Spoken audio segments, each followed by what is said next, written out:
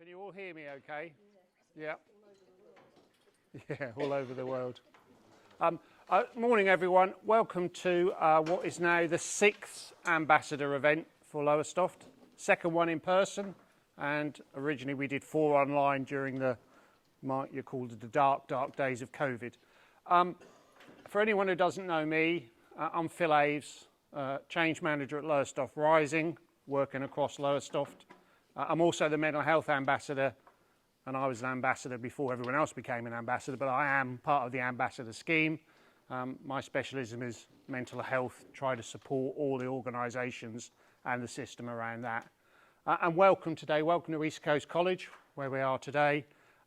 You'll notice that we've got Patch in the room and we're filming all the speakers, we're filming the whole event. Patch will give you a wave. It's very much for those who can't be here today, and actually we've had quite a few apologies because it seems a combination of flu, COVID and everything else, as we predicted, is creeping up on us. So we've lost a few people today, but also we've got 270 now, Gabby, 270 people on the ambassador list. We normally get between 30, 50, 70 come to an event, but we know an awful lot of people also watch what's happening because we now film them. The last one we did at East Point Pavilion, we filmed the speakers and we had 148. I can't see my notes. And 148 people watched the video afterwards to just catch up that had missed. So we know it's popular amongst our ambassadors. And I get requests for the recordings quite a lot. So, yeah. It's quite popular. Yeah, so it is popular and we are getting a lot of views. And the work that Gabby does to promote the ambassador scheme quietly at the front here, huge hits in terms of Facebook, Twitter. We've got Gabby's got quite a following on all those things to get those messages out. And for anyone who's not been to an event before, just to recap, that the whole ambassador programme came about as a result of the government's offer to Lowestoft of you can bid for 25 million towns deal if you have a place board. We created the place board, which sits in Lowestoft now of 20 odd key stakeholders to oversee the delivery of that £25 million or 24.9 million that we got for Lowestoft to make some real improvements in 5 areas, and you're probably aware of all that. If not, there's a whole chapter of verse and filming on that. But the place board recognised at the beginning so many people wanted to be involved, and the place board could only be about 20 people because government did kind of slightly dictate who was going to be on the place board. But we had so many other people who wanted to be part of it that we came up with the idea of having the ambassador programme so that people who were interested in what was happening in Lowestoft could be part of it, could have a say. So we take views from here to feed back to the place board. I sit on the place board, Tom sits on the place board. But likewise, actually, we can get messages out, and the whole idea of the ambassador programme was to update people on what's happening in Lowestoft so people were aware, because often, unless it's your field, you don't know what else is happening in Lowestoft. That's just nature of life. So it's really important what we're doing with the ambassador programme, and today we're here in the Energy Centre at the Skills, and we're going to have 4 presentations that are all linked around energy today, and I think that's really good. We try to cluster things around similar topics so that people who are interested in that can come along, and sometimes people who have got no idea think, actually, I need to go and find out more about that, so I'll come along, and we hope as well people will watch the video. So we've got 4 great guest speakers today. I'm not going to drone on anymore. Rachel's going to take over on behalf of East Suffolk, East Coast College and do the first bit. Tom's then going to follow for EDF, but we normally do all the questions at the end, but Tom has got to shoot off. So when Tom's done his presentation, if you've got questions for Tom, do them then, so we can release Tom, and then we'll bring in Dan and the other speakers after that. So on that basis, I'm going to hand over this little bit. There is no planned fire drills today, so if the alarm does go off, we'll just need to head down the stairs out into the grass quad over the back. Okay? Toilets are just down this corridor as well if anyone needs those. So, welcome to the Energy Centre. Opened in November 2019 with considerable investment from New Anglia LEP. Then we had COVID. Wasn't a great time, but it's really given us the opportunity to reinvigorate our curriculum, work with new employers, new partners. So as Phil said, today is all about energy, but obviously East Coast, that is just one element of our curriculum, but today is all about energy. At the end of today's event, I have got the bridge simulator running with the Gullwing Bridge. We've got the bridge before the bridge. So if anyone would like to go on the bridge simulator, just shout and we can go at the end and see if we can not crash any boats. Princess Anne did crash when she came, so there's no pressure. Okie doke, so Lowestoft. I've been Lowestoft girl for 45 years and I have seen considerable change. So these images are mostly before my time, of course. But when I was at school and I left school, Lowestoft was an area that was seen as deprived, low social mobility, quite bleak for people living in the town. We have completely done a full circle now, and I've never known so many opportunities in Lowestoft that it's the fact of, in terms of skills, we can't keep up with it. And that is a great place to be. That does provide its own challenges, but we love a challenge, and collectively we can sort them. So, you know, we've got East Anglia 1, we've got Tom who's going to be talking about Sizewell, we've got the developments at the port, we've got great events such as First Light. These are putting Lowestoft on the map like never ever before. So, if we focus on energy, and thank you Iga and Ian for the great images. So East of England is now seen as the UK's energy powerhouse. So you can see from these pictures, they're planning already 32% of UK homes are powered by energy generated in East of England. That's before Sizewell C. 2020 or 35, we're looking at 67% could be powered. 8.7 gigawatts of capacity in East of England, and 30% of UK gas is supplied by Bacton. So, without a doubt, East of England has positioned itself more than ever of onshore and offshore energy production. So, we've got 100 clean energy projects in planning, 122 billion capital investments by 2050. Now, if we'd have had this conversation 10, 15 years ago, everyone would have laughed. That is phenomenal. You've got 110,000 plus current employees in the energy and low carbon sector, obviously growing all of the time. We've also got world-class research and development linked to telecoms, marine science, climate research. So as you can see on this image, Lowestoft is at the hub. There is so much going on around us that we can't just think it's a little project anymore. So, East on the map. What we can't do is forget the wealth of current skills within other sectors, or those not even known within the energy sector. The UK economy and jobs market has changed since lockdown and will continue to see changes in growth and innovation. In the East, there has never been such a great opportunity to consider a career in the energy sector, with consent of Sizewell C, as well as offshore wind, solar, hydrogen and domestic clean energy. Do we think we shout enough about the careers opportunities? No. So we know the jobs that are coming up. We need to do a lot more about inspiring young people, but also about adult retraining as well. Because if not, we're going to have a problem. So, I like to think of skills as a bowl of spaghetti. At the moment, I'm not even sure if we're solving the skills problem with a fork, probably a knife or a spoon, so we're not getting there quick enough. But historically, skills were delivered by local providers, ensured job readiness and progression. That hasn't changed, but the sectors out there are changing quicker than ever before. So we've got technology, we've got sectors diversifying. Skills planning and delivery then becomes a lot more complicated. We've got additional social and economic change. So for those people that aren't working necessarily with young people at the moment, They are a very different young person to what they were before lockdown. They are less resilient, they're less confident, and they really missed out near enough on 2 years of careers advice. So especially this September, we're seeing more and more young people not having a career plan. So we need to be doing something about that group, but also year 10 and year 11 that are currently at school. We've also got labour market shortages despite low employment.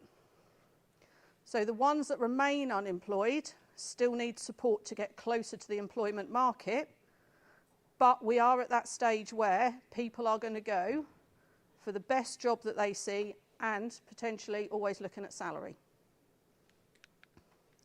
So we have to think outside the box. Whether it's an individual, a team or a company, you never want to hear the word fail. If we had a crystal ball as an employer, you'd want to see growth, security and opportunity, and these are the exact things we at college also want. So we need to start joining things up. Education is no longer, it's a qualification. It has to be way more than just a qualification. So we need to work with employers about the meaningful bolt-ons above the qualification that make them closest to that employment market. So we've got a renewed focus. Like I say, yes, we do deliver qualifications, but it's more than that now. It's about driving skills progression for the workforce, providing responsive training to sectors, equipping young people and adults for success, including career aspirations and behaviours, and tackling barriers to employment. If we can nail at least some of those collectively as a town, we will be putting Lowestoft on the map for a different reason. So, back to the spaghetti. Now we've got support our skills. So not SOS, it's to support our skills. So we need to look, this is not just energy, this is any sector in Lowestoft. How we can work in partnership with training. How we can work in collaboration looking at curriculum content and sector need. How we can look about raising aspirations in schools and even going back to primary schools.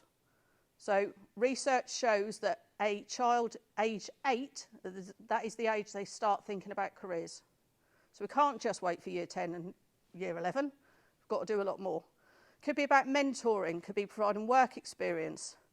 Consider how the company can support young people and meet their own social values, but also work with the college on future skills need and pipeline planning. I'm getting a bit short of magic wands, pixie dust and crystal balls. So the more we can work with the sector, the more we can plan together. What we don't want is a crisis in skills, and those skills take years to develop. So, thanking you. I'll leave you with that thought.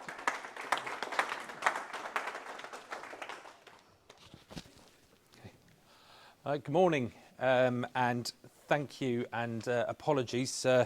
We've got actually no building going on at the moment, but we do have a couple of people sick, just as we seem to be a current theme at the moment. So I do have to pick up a few other meetings further to the south, but not that much further south, which is a good thing, because we're here underlining the proximity of lots of construction projects in the energy sector and how Lowestoft is right at the heart of it.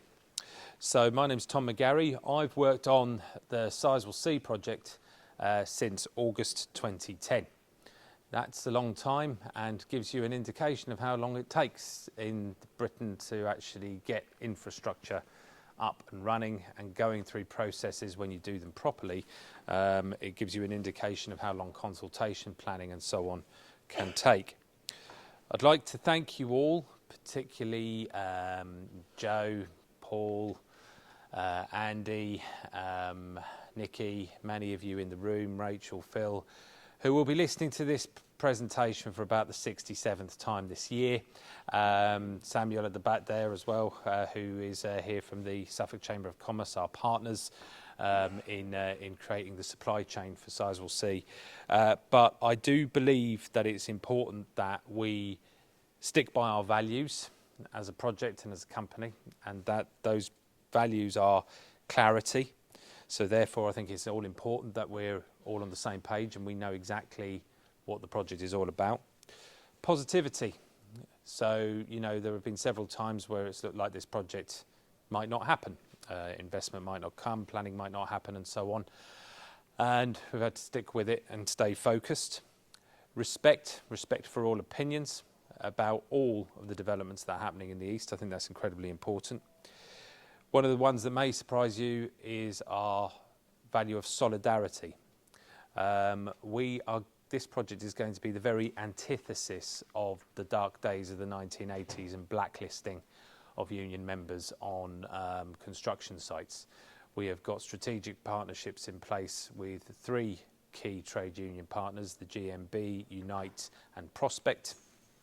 And we very much aim to deliver the best in class in terms of pay, terms and conditions for anybody who is working on our projects in whichever roles they may be. And finally, humility. It's important to note that we have a mix of opportunities coming in our direction in the East, many of which we've exploited already, which I'll come on to, but also many that are on the forefront. Not any individual one is going to be the panacea to the climate crisis or to our future employment opportunities. It's by working together that we will achieve that. And I hope that through the Place Board and through the Ambassador programme, we can make sure that working together. I have to state that Lowestoft is absolutely unique in this. I've worked now across the county and across East Anglia for over that decade, and no one is coming forward with programmes like this, and you know, with a Place Board and with so many willing ambassadors. It really does underline that the real engine behind regeneration is people, and people getting invested in their place and getting invested in making sure that investment is drawn into it. And it certainly don't happen where I live in Ipswich because we're too busy arguing. Yeah, okay. So the main thing is that we've got to really continue to focus on that. And it was a great honour to be invited to the Place Board, and thank you. And of course, it's also great to be working with Gabby and Darren, but also with Rachel as well. Now, I had been. You must never assume. I thought that Rachel might mention the memorandum of understanding that we've got. Want to take away your thunder, Tom. Yeah, see, I thought you were very welcome to it. So I don't actually mention to it, but I will remember it now as we go along. So as I mentioned, it's important that we are all on the same page and we have clarity. So forgive me, but I am going to cover the basics about this project. I'm going to talk about where it is, what we want to build. You can just shrug your shoulders and say, oh, it's a nuclear power station. But many people don't know actually what one of those actually does. It generates a lot of heat, not electricity, heat, okay? That gives us, therefore, a different way of thinking about what can be done with that heat. Why we're doing it, how we intend to do it, and that's crucial in terms of our relationship with colleges, with businesses, with young people in East Suffolk. When, because that's always the question with all of these big projects, when's it going to happen and what is going to happen when. And also other elements like our deed of obligation. Now that is basically something that's been put in place, better perhaps known as a Section 106. There's lots of elements that we put in place in terms of building things where we put in physical mitigation. So example would be if there's lots of HGVs that might be going through a village, well, mitigation in a physical sense could be bypassing the village, okay, with a new road. The Section 106, or in this case the deed of obligation, is for those impacts on public services where you can't build a road or do something physical. You need to account for the impact of your project by providing funding. But that can also be invested on maximising the opportunities, such as the investment that will be going in to East Coast College, but also Suffolk New College, West Suffolk College and the University of Suffolk as well, as our principal HE and FE partners, obviously, within the county and where we all live and work within the nuclear sector here. These are underlined by our community pledges, so I will touch on those, talk about looking ahead, and I'll also mention just briefly about how things are progressing in Somerset with Hinkley Point C. So where? So can I just ask a question? I ask it of every audience. Probably the easiest thing to do. Who here hasn't visited Sizewell or that part of the coast? Have you visited Sizewell, that part of the coast? You have. I got the question the wrong way around. So if you haven't, okay, all right, okay, I would just say, and even if you have, take advantage of the fact that we've got a visitor centre and that people can just wander in and go in and get a tour, and you don't have to be put in a Homer Simpson hazmat suit to be taken around and even see things like the spent fuel, okay? What you will get are gloves, glasses and a coat. Why? So that things like wedding rings don't fall into the pool of water in the wet fuel storage, because it's a real pain to get the ring back, right? Okay. Now, by the mid-2030s, bearing in mind I mentioned that 17%, if Sizewell C were to be built and Hinkley Point C as well, that would get us back to 17% of generation. These two developments, Hinkley Point C in North Somerset and Sizewell C here on the Suffolk coast, are basically being built to make sure we have a score draw. It's not additional capacity, it's replacing capacity.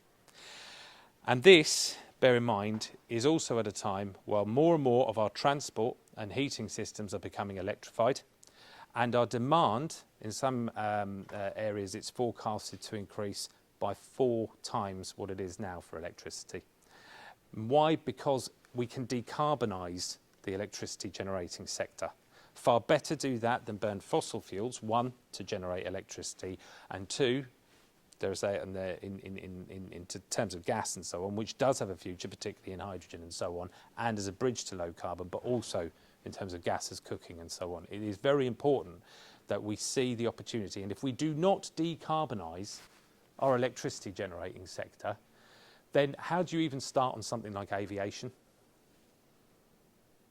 Okay, so we've got to think about like what we can do in order to decarbonise sectors where essentially we've got technologies that work. Now, some people would suggest, oh, we can do it all with renewables. Let's turn our back on this, okay, because of the spent fuel that's left at the end of it, okay, and the fact it has to be managed and so on. Very well, but then we find ourselves perhaps in the place where Germany has found itself, where it decided, post-Fukushima, it would shut down its nuclear power stations. It invested heavily, 500 billion, in renewables. That's great, because we're very pro-renewables, yeah, okay. We think about 60% of the mix should be renewables, not nuclear, renewables, underpinned by that base load of dependable low-carbon electricity that can be provided by nuclear, and has been provided by nuclear in this country.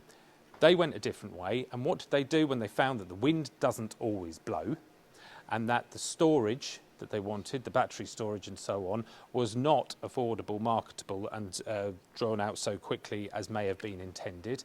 They started burning brown coal like there's no tomorrow. They have got the very high electricity bills, and they have got awful emissions from their electricity generating sector, and of course a dependence on a rather difficult neighbour in terms of gas. So far as I can see, it hasn't worked.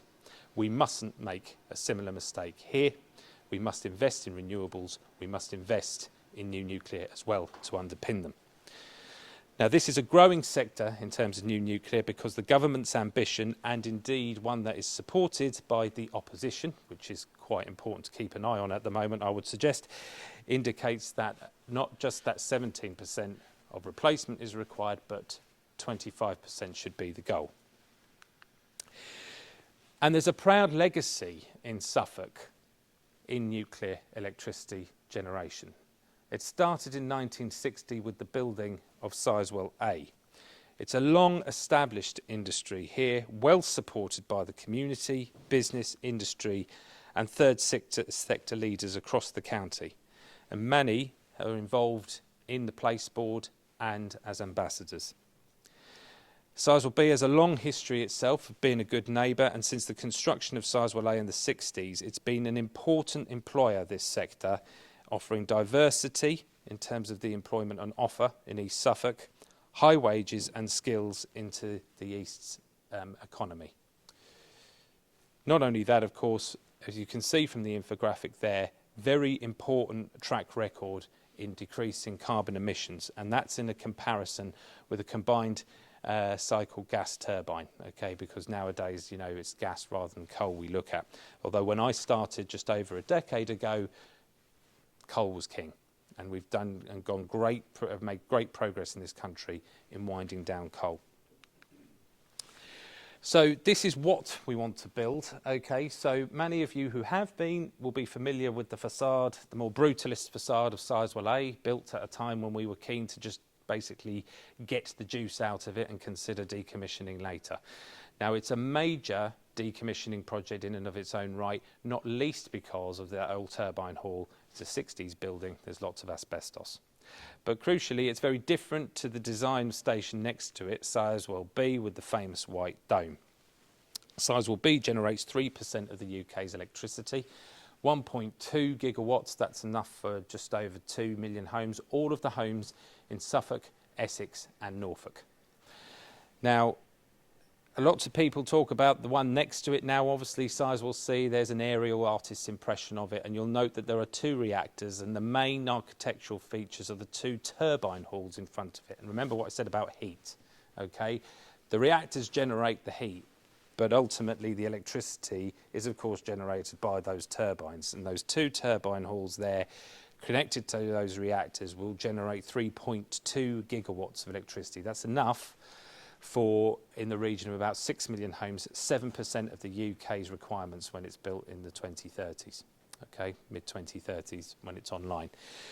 Now, Sizewell A has been defueled. All of the very dangerous spent fuel has been taken away.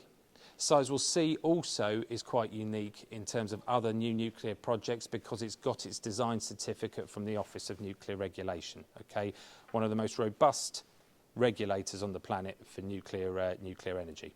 This is why the Chinese wanted to get into the UK market, because if you can get a design certificate from this regulator, you can pretty much get one anywhere, okay? So this is a French-German design, but effectively, due to going through that process, it's now called the UK EPR because of the number of design changes and investment that's been made into the change of the design to make sure that our regulator is happy with it. So you can stick a Union Jack on that. That is the UK EPR, or Union Flag, sorry. I'm in a maritime economy. And with that, having gone through that process, we can also make sure we do the first thing that has been done in the UK civil nuclear market ever. We can build the same thing twice. At Hinkley, we're building the UK EPR. Here, we will build the UK EPR. We're building reactors 1 and 2 there. We'll be able to build reactors 3 and 4 here. That is good news. It means more efficiency. It means more cost saving. It also means that when it comes to decommissioning, okay, it is cheaper too, okay? Far cheaper than, of course, Sizewell A. And the distinguishing feature of Sizewell A to Sizewell B and Sizewell C is that Sizewell B and C are essentially pressurised water reactors. The reactors are cooled by water rather than by gas. And a pressurised reactor like Sizewell B can be decommissioned in the space of 25 years. So that would be a greenfield with a fence around it. It's a Westinghouse design, an American design, and there's evidence of that in the States of showing how quickly, in comparison to the old AGR fleet, we could decommission these stations. The other thing that's very different to Sizewell C as in comparison to existing nuclear is that we don't just make a load of money from generating electricity, then hand the keys over to say clean that up to the taxpayer at the end of it. We have to have a funded decommissioning plan in place as well. And I think it's really important, okay, that when we're talking about the EPR, that again, this slide shows how those buildings in green are the same as Hinkley, the only difference being that the cooling water pump houses at the front there are a slightly different design because of the different tidal range, obviously to the Severn Estuary, okay, and the spent fuel store at the back, it's a dry fuel store, is in just the same design but in a slightly different position on the site. So it's the approved design, but what I really want to stress is a lot of people then turn around and say, oh, well, you'll have the same supply chain come over. Not a bit of it. We do not wish to do that. We do not wish to lift and shift the Hinkley supply chain and bring it here. What we want to do is to bring the learning, the leadership and the efficiencies that we get from building reactor 1 and 2 to building reactor 3 and 4. I'll give you a small anecdote. The last time I was at Hinckley, okay, I went to go and see the huge steel container rings that go around the reactor. Now, they are lifted by the biggest crane in the world at the moment onto the around reactor unit 1. That crane is called Carl, which I'm very disappointed about, because when we had the biggest crane in the world building Sizewell A, it was called Goliath. This one is about 3 or 4 times the size of it, and it's called Carl. Okay, anyway, so Big Carl lifts that in place. Now, I met the guy who leads the team of engineers, okay, and welders who pull that steel ring together, right? And he has got young apprentices there learning the trade. Now, he first did that at Olkiluoto in Finland, okay, and then he went to Somerset to do the same thing and train up young engineers and welders there to do the same thing. What we want him to do is to come across to Suffolk and to train up young people here to be able to do that kind of welding, which will set them up with a career for life, because obviously I'm not suggesting we will always need to build these massive ring things, but that skill, okay, the average age of someone who can weld like that is around 55. We need to put it down, and we're going to have to build our way to net zero. So having that skill is absolutely key. And all it means for us, we'll have another Newcastle United fan in the east of England. And we don't have many of them anyway. Well, do in the north of it, but not here in East Suffolk. So we want that skill, and that is an example of lift and shift. One individual there with those brains, okay, with that skill, with that ability, and to pass it on as well. If he brings a few from Somerset, so much the better, because our demand for labour will exceed local supply. But so long as local kids are getting trained and picking up those skills, it's good for the entire sector. Now, why are we doing this? Well, I mean, if I indicated on the where slide, we've got a looming energy gap. Over 50% of that electricity generation gone. But crucially, okay, you know, we will also see that with nuclear, you've got a small land footprint, okay? If you want to build something similar at with, say, solar, you need 1,000 times more land per megawatt that's generated, and 3,000 times more if you want to do it with onshore wind. So there is an advantage over the other low carbon technologies in terms of the amount of land. We just need 33 hectares to power 7 million homes. Okay, so if we keep it in that, or 6 million, sorry, if we keep it in that sort of a context. Furthermore, we've got Suffolk's unique selling point. It's the only pressurised water reactor in the country. Sizewell B is the baby of the fleet, okay, the only one of that design. Hinkley Point C and Sizewell C are both of a similar design, and we've also got the experience of building one within living memory. But crucially, we have to do it because of climate change, and here in this college we are in a centre of renewables excellence. Okay, but do you know what's great? We are actually in the region of renewables excellence here. Today, at 5 o'clock in the morning, I checked the mix of electricity generation. That's just how I roll. Gas accounted for 35%. Today, you can tell when gas is under 50, we're on a good day, right? Wind, 46%.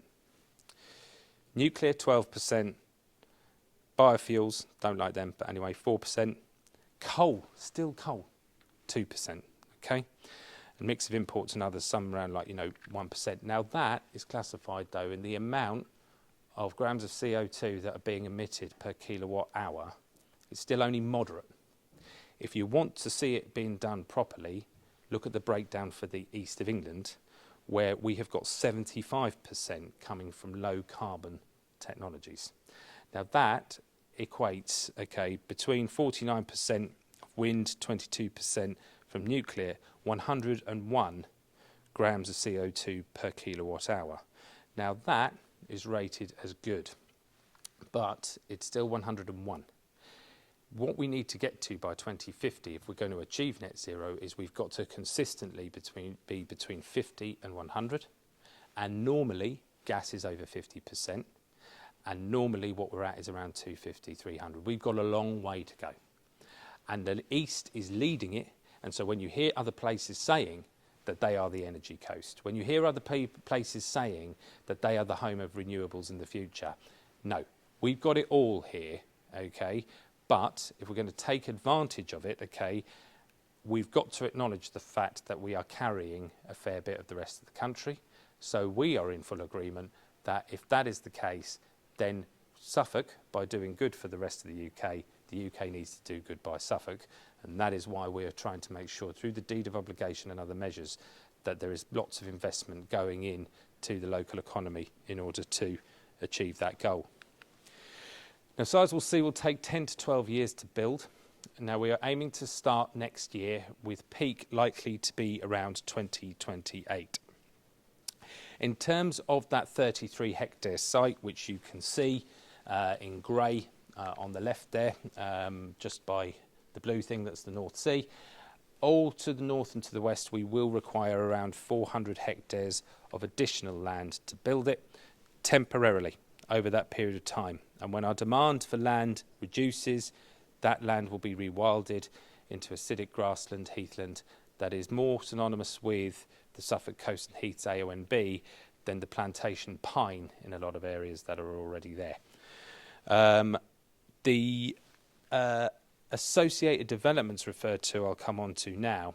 They're the good things like a freight management facility, a lorry park basically on the A14, and things such as park and ride facilities at strategic points on the A12, which will mean that we can get freight and people to site by road as sustainably as possible in terms of managing demands on the road. There will also be bypasses, but principally the main way in which we are going to get things to site is through a sustainable transport strategy.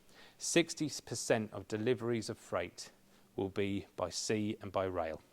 We will build 2 beach landing facilities, one of which will be for a permanent facility that will be also useful in decommissioning. But the good thing about it is that you can landscape it. So you wouldn't really notice it's there. The only thing that would indicate something's happened there is that there'll be piles. It only goes out for 70 metres, okay, because what you effectively do is you drag the heavy equipment on a shallow berth up onto the beach and then onto the platform. In order to maximise the use of sea, we will also have a temporary beach landing facility, which will be for some aggregates. That goes out far further in a design very different to the one that was built for Sizewell B, which did have an effect on coastal processes further to the south. We do not want to interfere with sediment dispersal. The Sizewell part of the coast is a very stable part of the coast.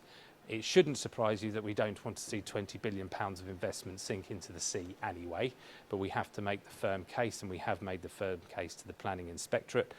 And what that will do is the design of that will make sure that we don't interfere with those elements of the coastal erosion further to the south. There will also be improvements to the East Suffolk line, including, of course, when we get up to Saxmundham, to the Saxmundham to Leiston branch line. And we will build a spur, a brand new piece of rail that will go direct into the site with a couple of concrete batching plants at the end. The changes to the East Suffolk line will, we believe, well, there will be long-term legacy from the improvements that are made, and they're going to be made to make sure that we can have 4 freight trains a day that do not interfere with passenger services arriving direct at that site. And each freight train will take something in the region of around 100 HGVs off the road. We will have an accommodation campus. I mentioned that our demand for labour will exceed local supply. So therefore, we have to make sure that the transient workforce that will be visiting, such as our friend the Geordie, who is going to be putting together the big steel rings, we need to make sure that it's got a place that's comfortable to stay. And if it's comfortable to stay and it's a good place to stay, and we'll also be attracting the best of the workforce that we will be competing on with other major projects across the UK.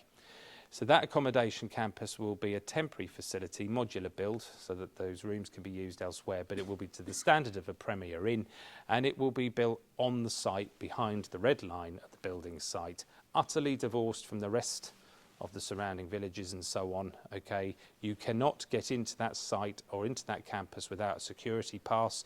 Your wife can't get in, your boyfriend can't get in, anybody you met in Leiston that night can't get in. You have to have a security pass to get in to that site. 2,400 beds. That is a key part of how we're going to try and make sure we manage the impact of that transient workforce on local housing, particularly in the private rented sector, and also, of course, in terms of tourism as well. Approved routes to and from site are absolutely key. And note, I said from site. Just because you have delivered your load does not mean that you can then dart across the A1120 to get back onto the A14. You will be monitored, and you will not be monitored by automatic number plate recognition. That's the last decade's technology. It's going to be GPS from a logistics centre. The logistics control tower will be right on site, and we will know exactly any wagon that is delivering to us over 3.5 tonnes the route they're taking. And if they divert from the A14, the A12 and the Sizewell Link Road, then they will be cautioned and then fined and then lose their contract. 3 strikes and you're out. That's important. We've got lots of local rural villages who do not want to see an HGV going down them when it doesn't have to. At the peak of construction in 2028, and all of the work we do in terms of bypasses and in terms of building the beach landing facilities and the improvements to rail, all of that work that we're doing in those early days is to prepare for that peak of construction in 2028. And we will require, again, the world's largest crane. But to give you a kind of sense of the demand that we will have and what we will need to produce on site, we require 1.2 million tonnes of steel reinforcement. Okay, now the average age of someone who works in rebar is 55, and we need to pull that down. Okay, it is a job for life, and it is incredibly also important to the renewable sector as well. So in terms of moving swiftly on, looking after nature. Now, when you talk about construction and when you talk about industry, it seems to me that a lot of people will quite understandably think, well, hang on a minute, you're building this in an AONB. Well, first of all, I would say to that the government's strategic siting assessment in 2008 said impacts on AONB are important to be considered, and therefore the developer is going to have to be remarkably resilient in terms of what they do, in terms of the environmental impact assessment and the mitigation they put in place. But the impacts of climate change are going to be absolutely devastating, okay, for all parts of the country, and in particular our coastal areas as well, if we do not make urgent moves towards replacing our CO2 emitting electricity generating stations. We have built far more than this 67-hectare new habitat at Aldhurst Farm. Okay, that was low-grade agricultural land to the northeast of Leiston. But we use it as an example because it is the one where we feel that we have done the most to compensate for the loss of 5 hectares of a site of special scientific interest on the Sizewell C platform. We have created similar characteristics there, and as a result we have seen ground nesting birds now, after 5 years of hard work, 7 years of hard work and investment in the area, we have seen ground nesting birds now thriving there, breeding there. We also have to put in place a plan for an increase in biodiversity. That's what Natural England demand. Now, if you look at the area around Sizewell B, you could be forgiven for thinking, well, they just, like, they operate at their nuclear power station and the rest of the land around it is all lovely. It's all lovely and publicly accessible because, believe it or not, this is very rarely raised or praised. We are responsible for it. 600 hectares of it, 2/3 the size of Minsmere to the north. We are responsible for that land. If you take a walk around the Kenton Hills, then it is us who are the stewards of it. We have won awards for the management of biodiversity. Of the 750 people working today in Sizewell B, a team of them have got nothing to do with electricity generation and everything to do with counting cattle through various different parts of the land, and also managing that land in terms of conservation and in terms of public safety and so on in the local area and around there. So we are very confident in being able to hit this 19% increase in biodiversity. And why? Because we need to buy more land for construction. But also, crucially, this area of outstanding natural beauty, a lot of it isn't very natural. Okay, plantation pine, as I mentioned, yeah? What we want to do in terms of the vision for our estate, which by the end of it will be the same size as RSPB Minsmere, what we want to be doing is creating fenland, wet woodland, acidic grassland and heathland that is actually synonymous, as I said, with the Suffolk Coast and Heaths A and B, rather than, you know, acres of plantation pine. However, trees are, of course, an element of it, and we've planted 55,000 trees and shrubs over the last decade in the Sizewell estate in order to anticipate any felling that has to happen in order to build Sizewell C. That's why we're confident in the increase in biodiversity that will be created, and that's why we're delighted to work in partnership with Wild East, Lord Summer Leighton's efforts to create green corridors all the way up the coast and heaths. There's no point in tackling the climate crisis if you're not fully engaged in dealing with the biodiversity crisis too, and we are. £100 million has been committed throughout the life of this power station to the environment, which will be overseen. If you don't believe us, believe a new independent environmental trust that we will put in place to manage our land.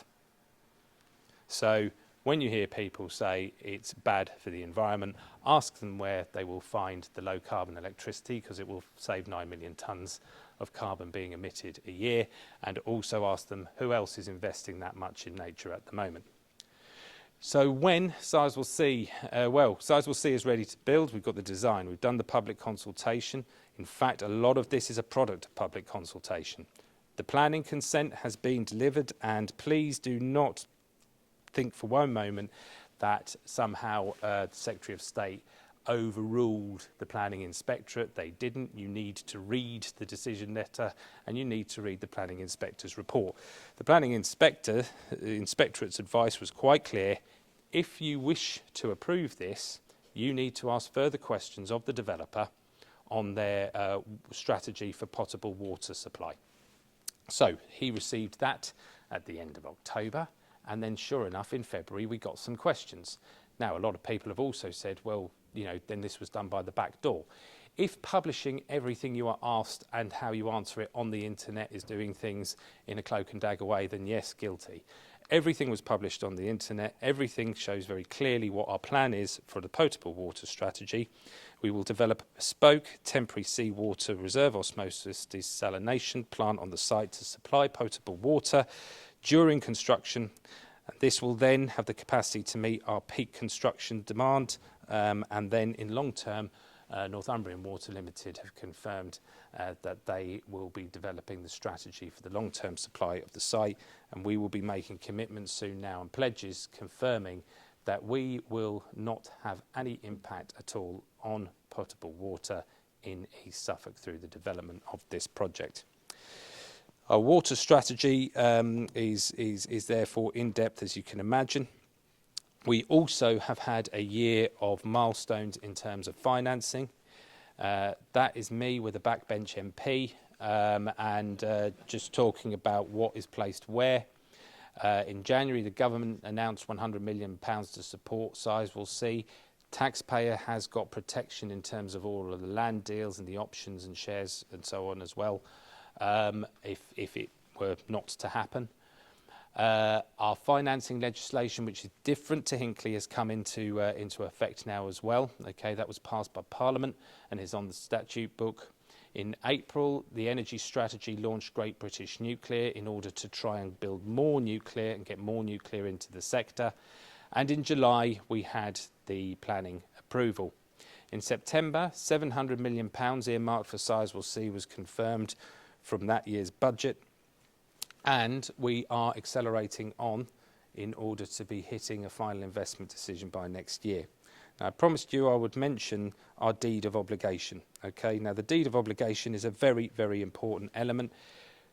A project of this scale, with the numbers that we're talking about, the million tonnes of freight and so on that's coming to and from site, we have to put in place agreements with all of our stakeholders to make sure that investment is going in the right places, such as the resourcing of local authorities. Our taxes as Suffolk ratepayers shouldn't go into, ultimately facilitating the building of a big project. The big project should pay for it, so that's what will happen. And the areas that it covers are accommodation and housing, emergency services, health and wellbeing, public services and community safety, natural environment, tourism, noise, heritage, transport, a community fund and leisure and amenity.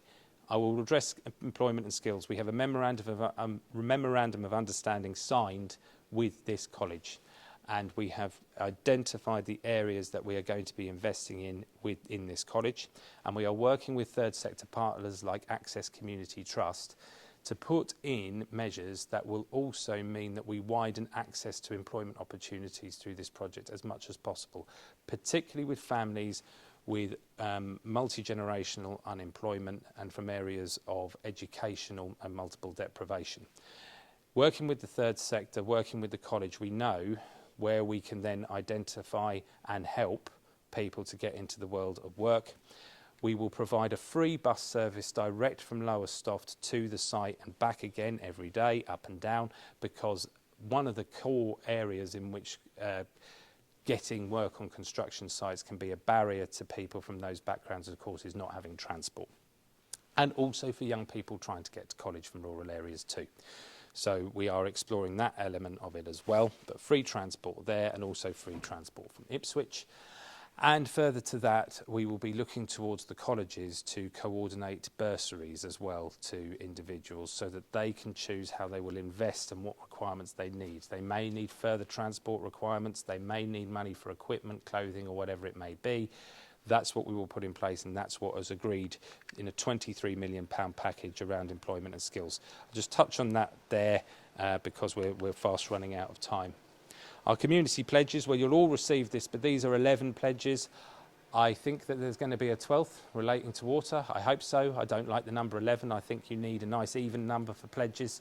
Moses didn't come down the mountain with 11 commitments, so therefore, or commandments even, and these are our commandments, if you like. We have got to be accountable for these pledges to our local communities, and they are all underpinned by the conditions within the planning application and also within what has been agreed through the deed of obligation with Suffolk County Council and Suffolk and East Suffolk Council. Looking ahead next year, well, towards the end of this year, our licences and permits, should that consultation confirm the authority's mindfulness to approve, we will then move on to a final investment decision next year. That triggers the planning consent. That means that while at the moment we're doing some early preparatory works, the big stuff starts happening on that site to the north of Sizewell B.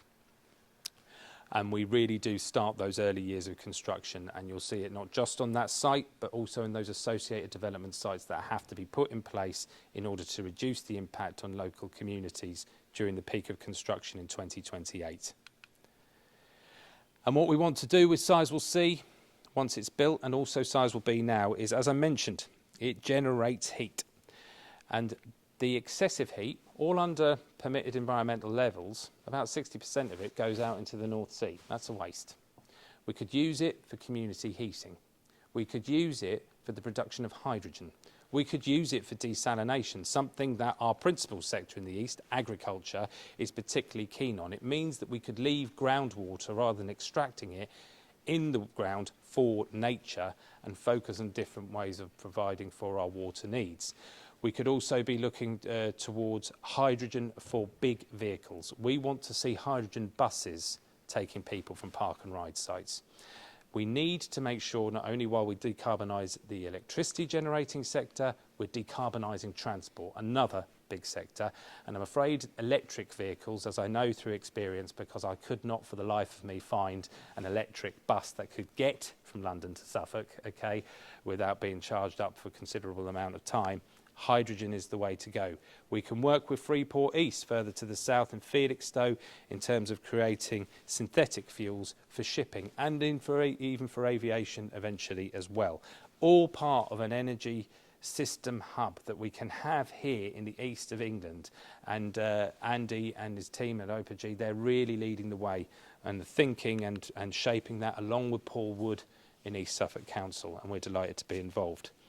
Now, things are progressing well at Hinckley. We have twice as much work going on there. That's that steel ring I was talking about earlier, and I was standing in the middle of that before it was lifted and shifted onto around the reactor. We've got 57% of all the activities we need to complete on site now done. And the internal structures on this unit now measure around 19.5 metres in terms of height. We've got 30% efficiency gains from Unit 1 to Unit 2, which you can see further down.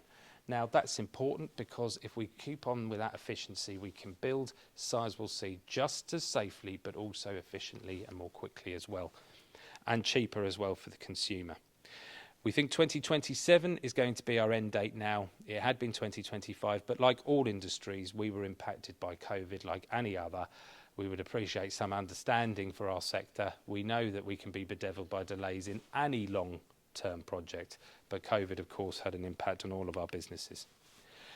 And if you want any proof on us delivering on our promises, well, at Hinckley, we did what we said we would do already. We've done it already. We said we would try and invest 1.5 billion in the southwest. It's turned out that we've smashed that target in terms of local investment, and it's 4.1 billion. 64% of the value of all of the supply chain goes into goes into UK businesses. We think that will be over 70 for Sizewell C. 3,900 local companies are on the supply chain portal for Hinckley. Samuel here from the Suffolk Chamber of Commerce overseeing the business development here, the local the local supply chain development here in Suffolk. We're something at what, 2,100 now on the supply chain portal here? We actually, last month we had 100 new registrations, so almost 2,200. 2,200. And at this stage, Somerset wasn't at that point. So, you know, we are really reaching out there to the potential supply chain locally. 945 apprentices trained to date. Bearing in mind we've got a few years to go, I think we're going to smash that target of 1,000, and it's informed our target for Sizewell C of 1,500 apprentices that we will be working with Rachel and the team to get in place. And nearly 14,000 people have been trained at our Construction Skills Centre in Bridgewater, and I hope that we'll have many, many thousands trained here in Lowestoft for Sizewell C. Thank you.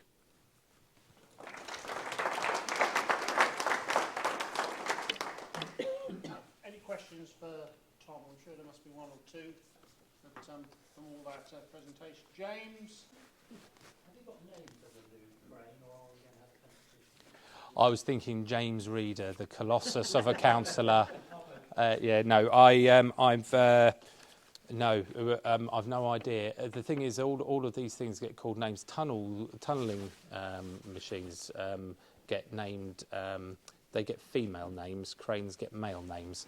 The female names down at Hinckley for the boring machines were local schools were involved in that.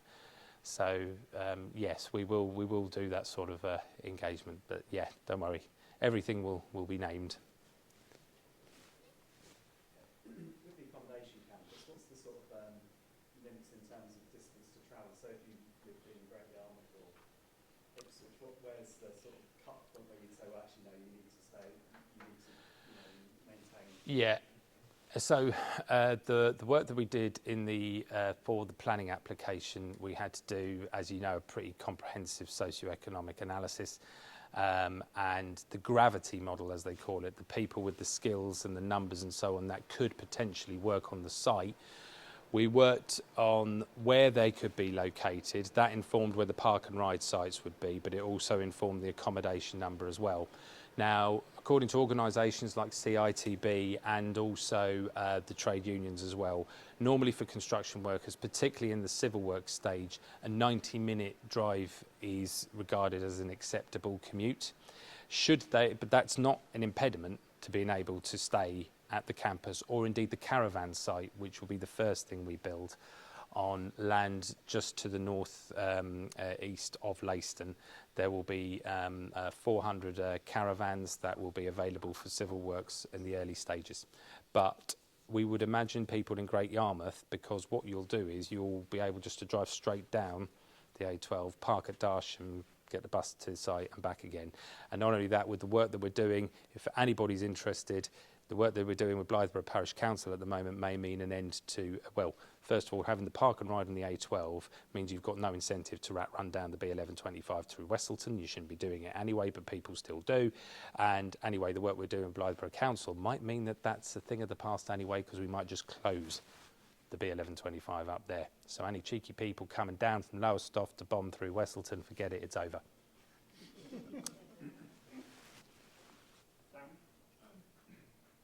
Aimed at Rachel and Tom really to and probably an ask as much as anything else. Tom, I know you're speaking to the next place board, but you know, really, really positive presentations. But I suppose how do we spread the word? It's only about months skills to get, I suppose, that younger generation thinking around what career opportunities. I probably speak as a parent of a 14-year-old as well who doesn't know what he wants to do. I think we can't do what we've always done before. We've got to really bring in some innovation about how we engage with young people. But Lisa's going to love me when I say this, we can't forget about adults either. Because there's a lot that will transition in from different sectors that they've previously worked in before. There's the unemployed get back into employment model as well. And yes, you know, we can go into schools or we can go into Job Centre Plus and do an event, or we can bring them in here. But what has proven is you have to keep doing it. The one-off event doesn't stick for longevity at all. So we need to do short, sharp engagements in going out to those locations, but also bring them into places like this that raise their aspiration, but do it more regular, more frequent, and get the light bulb moment that, yes, I can, rather than it's not for me because I don't really know about it. So Dan will appreciate this comment. In terms of welding, we are seeing more and more the students that do come into welding courses is because of the intergenerational. My dad did, my granddad did. Dirty welding, why do I want to do that? I can't do that. And the careers advice is more around engineering as a whole, and we need to break that down as well. So it's not going to be easy, but we need to do something different. Look, the core thing is there's also the investment in it, okay, because, you know, marketing comes at a cost too, and the way in which it is marketed as well. Now, we've been doing a lot of work with the supply chain. I think we've now got in the region of, I think, certainly around a dozen young people from the east who have been serving their apprenticeship in Somerset at the Hinckley site so that they can back to Sizewell C fully trained up and ready. But we promote that. But again, what I think needs to happen is when we have confirmation of investment further towards the end of this year, and in particular, all of the things I mentioned in the deed of obligation, they are unlocked by starting construction, and that's when the money really comes through. Now, I would not be too worried in terms of the timing of this, because we've done a lot of work with the colleges to prepare for the civil work stage, but when you've got 10 to 12 years, you're 5 years off the mechanical and electrical and heating, ventilation and all those elements as well. So you've got a long lead-in time in terms of planning as well to market and also to invest in the right skills and courses for that particular time. Furthermore, all of the colleges in Suffolk are collaborating really well. So each knows each area of expertise, because what we want to do is to invest on assets that are already here and improve them either further, rather than say new capital spend on buildings where you're not sure what will be taught in them and, you know, things like that. Although if there is a case for it, of course, that's what we can do. But reaching out to younger people is also going to include, of course, the infrastructure we've already got in place in terms of getting messages out to local schools particularly as well. And part of the MOU for Lowestoft is an adult skills training centre as well, which is absolutely key. So we are, while we do make a heavy emphasis on young people, colleges are hubs of them, that is not to neglect the mature learner, okay, or indeed job seeker. Indeed, what we found in Hinckley is that we've got a number of people coming and joining their first jobs on a construction site in their 30s, 40s, even 50s. So it's really important to stress that, you know, there's no ageism at play here. We want to create, and we will need to create opportunities for all. So is there a memorandum of understanding with the job centres then? Because you mentioned the colleges and you mentioned Agriculture Trust. Yeah. Obviously I'm from a job sector. So, One in Leiston, one in yeah. We're doing a lot of work with the DWP, and we haven't got a memorandum of understanding in place with the third sector yet. We've got it in place with the further education colleges and with the University of Suffolk, and we're actually drafting one up now. Procurement, I was going to say, have asked, you register and then there's a lot of silence. So it's kind of, you know, will there be events building up that will perhaps for smaller companies to get involved in them? I'll say a couple of things, and then maybe Sam, you want to jump in? Because we've got someone from the chamber. First of all, anybody who's registered will be getting monthly updates from the chamber, because they send out a newsletter to say what's going on. The second thing is, people on my own, like, you know, community newsletters and local politicians say what's going on. Do you know what? Not a lot, because, you know, while there are major milestones and we let people know what's going on, we will really know what's going on when things are leading up to a starting point. Okay. Now, recently, the Chamber had a very have been doing sector-specific conferences and so on. So maybe some of the companies may not be within that sector. There's been food and drink, there's been storage and warehousing. There was a particularly large conference here in Lowestoft over at Ivy Lodge, where, you know, there was about 200 businesses on the waiting list, because that's how packed it was. So we've got to look at bigger venues and things like that. You mentioned, or it said 60% deliveries by rail or sea. Lowestoft's got a rail station, and indeed it's got a port. Yeah. How does it figure in that percentage? So it will figure. There is a declaration of intent in place with ABP and around how we can invest in the port here in Lowestoft, and with them in particular for potentially, you know, this all got to be worked out in terms of the exact way the logistics works, but how we will use ports. We will have the beach landing facility, that's the important thing, and we will have to have harbour controls around that part of Sizewell Bay. We will need, of course, as well, the whole point of building those beach landing facilities is to get stuff direct. However, weather conditions and also the storage of materials as well means that we will inevitably have port requirements here and probably also at Ipswich as well. Now, in terms of how they will work, in terms of what is being stored where, potentially aggregates here or whatever, it will require investment at Ipswich as well. The thing is, in terms of here, because the majority of freight that can be transported by rail is coming from the Midlands and towards the west, that's coming on the main line and coming up from the south. So the heavy investment on the East Suffolk line, and of course then direct to the site, the Saxmundham to Leiston branch line, that's where the investment is focused.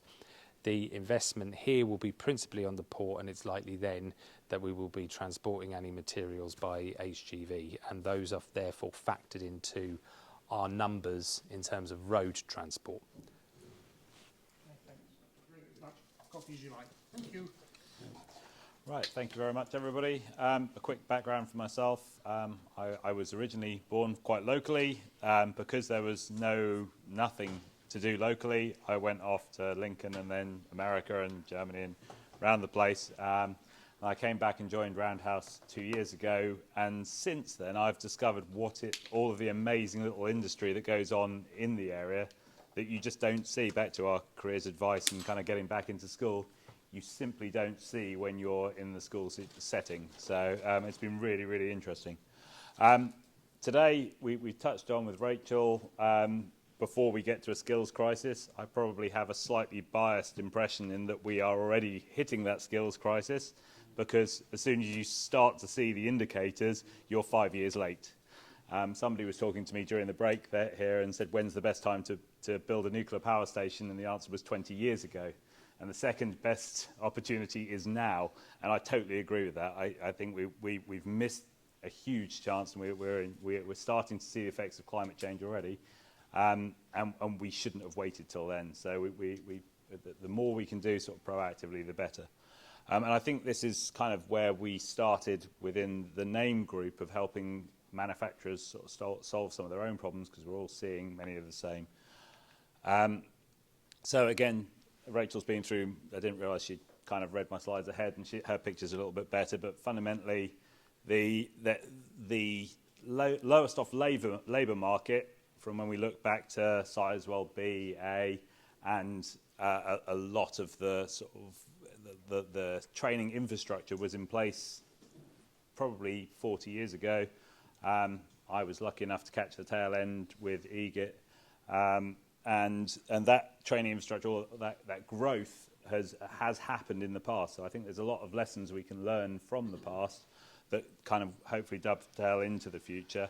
But we as employers have been very lucky over the last 20 years. We haven't had to train staff as such. As Lowestoft deindustrialised, we've just taken those staff who have already been trained and used them until somebody said the average age of 55. We've just used them up, and we've kind of reached the end of that journey as we go through this. So we've got together with James Chandler at the council, and we kind of mapped out a roadmap to how do we get to start solving this problem. And so we're talking through kind of the first 4 steps, which is really define what the problem is, and try and find interested parties to join us on this journey, which of course, if we'll get on to some of the numbers, but the key driver is driving local industry kind of to think about what we need to do collectively to solve our problems. Background, again, whether it's COVID has kind of been the influencing factor, or just general competition. Currently, the wage rate for a decent tradesman isn't much different to the wage rate you get paid at Starbucks to press that little button that makes coffee for you. So as minimum wages come up, the competition, and certainly in the sort of trade skills area, is fierce. So we as employers are certainly struggling to attract the kind of people into that market for a range of different factors. When we got together, our kind of core driver was growth, because that's fundamental to the business performance. And our kind of, in many ways, we were trying to define the problem statement, but one of the key statements that came out of it was, what if all of these infrastructure projects don't benefit the local businesses? What a huge loss that would be for us, not upping our game to meet that demand. So we have to do what we need to as local businesses to meet Sizewell's demands. It's not just going to be they come along with a little silver platter and there it is done. We have to work together to do that. And then what we eventually came up with as a problem statement, which we've deliberately left quite broad, is that NAME believes the key barrier to growth at present is getting skilled staff, whether that be to train or actually just into the workplace. So that's kind of our problem statement, and that's what we're now working around as our premise. So we'll skip back to the front. This is the event we held last week. This is at Prior Power. You see one of their fab machines up the back there. We managed to get 10 to 15 local manufacturers together and just do a brainstorming session on what skills are those that we are needing, because in order to direct a kind of ambition for growing those skills, we had to first figure out what they were. So we all mapped them out. There was a much broader range of skills required than I expected, but I come from a welder fabricator centric view of the world, which I make no bones about. When we looked at the skills, they were much more wide ranging than what we had originally thought. So the skills gap, sorry for those who can't read on the side, the skills gap was broadly across the board. So we got commercial, pipe fitting, electrical, quality, welding, fabrication, machining, fitters, riggers, joinery, and then broad spectrum engineering. So what we decided was actually that the very targeted approach of, well, we just need to teach people to weld probably wasn't going to be the core solution. So we then did a short survey while we were there. 66% of firms suggested that they couldn't recruit the staff they needed to grow. And that number from discussion felt a little bit higher.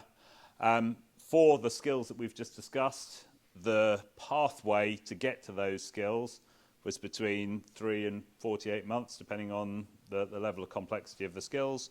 But if we're looking at 48 months and the phase of Sizewell is sort of looking 5-7 years out, those timeframes are actually a lot closer than we originally sort of thought.